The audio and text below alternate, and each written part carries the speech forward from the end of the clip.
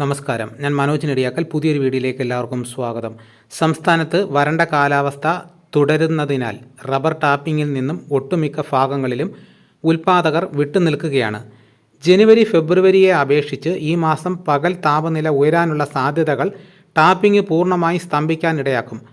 Tyre നിർമ്മാതാക്കൾ 4ാം ഗ്രേഡിന് 218 രൂപയ്ക്കും ശേഖരിച്ചു. 5ാം ഗ്രേഡ് 215 രൂപയിൽ വിപണനം നടന്നു. അപ്പോൾ നമുക്ക് റബ്ബറിന് ക്ഷാമമാണെങ്കിലും ഇപ്പോൾ റബ്ബർ ഷീറ്റിൻ്റെ വില ഇടിഞ്ഞുകൊണ്ടിരിക്കുകയാണ്. അപ്പോൾ റബ്ബറിന് ഡിമാൻഡ് ഇപ്പം കുറഞ്ഞിരിക്കുകയാണ്. വളരെ സങ്കടകരമായ നിമിഷങ്ങളാണ്. നമ്മളിപ്പോൾ 230 വരെയൊക്കെ വരുമെന്ന് പ്രതീക്ഷിച്ചിരുന്നു. അപ്പോൾ 221 വന്നപ്പോഴേ വില താഴാൻ തുടങ്ങിയിരിക്കുകയാണ്. വെളിച്ചെണ്ണ കൊപ്ര വില കുത്തനെ ഇടിഞ്ഞു. കർഷകർ ആശങ്കയിൽ. ഏലത്തിന് നേട്ടം. മാസാരംഭമെങ്കിലും പ്രാദേശിക വിപണികളിൽ വെളിച്ചെണ്ണയ്ക്ക് ആവശ്യക്കാർ കുറഞ്ഞത് നാളികേര ഉൽപ്പന്നങ്ങളെ മൊത്തത്തിൽ തളർത്തി.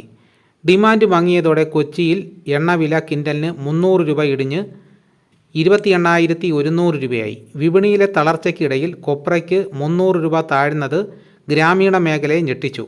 ഒട്ടുമിക്ക ഭാഗങ്ങളിലും വിളവെടുപ്പ് പുരോഗമിക്കുന്നതിനാൽ പച്ചത്തേങ്ങയുടെ ലഭ്യത നിത്യേന ഉയരുന്ന സന്ദർഭമാണ്.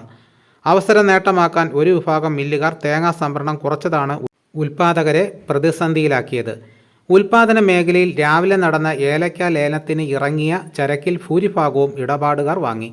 മൊത്തം 74,109 കിലോഗ്രാം ഏലക്ക ലേലത്തിന് വന്നതിൽ 72,235 കിലോയും ആഭ്യന്തര വിദേശ ഇടപാടുകാർ ചേർന്ന് ശേഖരിച്ചു.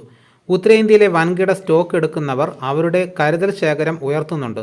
ശരാശരി ഇനങ്ങൾ കിലോ 2,300 രൂപയിലും മികച്ച ഇനങ്ങൾ 2,726 രൂപയിലും ഇടപാടുകൾ നടന്നു.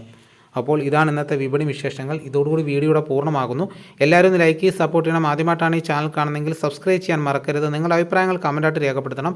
ഈ വീഡിയോ എല്ലാവർക്കും ഒന്ന് ഷെയർ ചെയ്ത് കൊടുക്കണം. മറ്റൊരു വീഡിയോയുമായിട്ട് ഉടനെ എത്താം. എല്ലാവർക്കും എൻ്റെ നന്ദി.